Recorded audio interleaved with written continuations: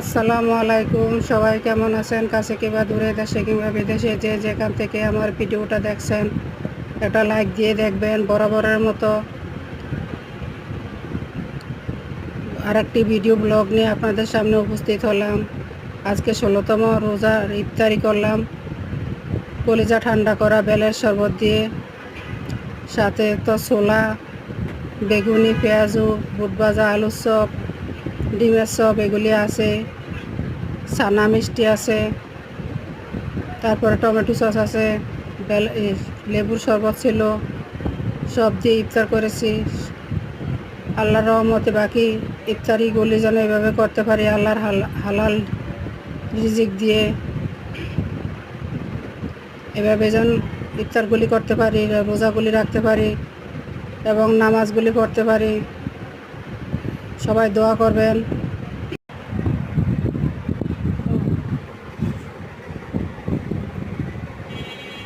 যেহেতু বেল দিয়ে শরবত বানাইলাম, পাকা বেল, গাছ পাকা, এখন চৈত্র মাস বেল পাকে। বেলের শরবত অনেক মজা, দুধ দিয়ে বেলের শরবত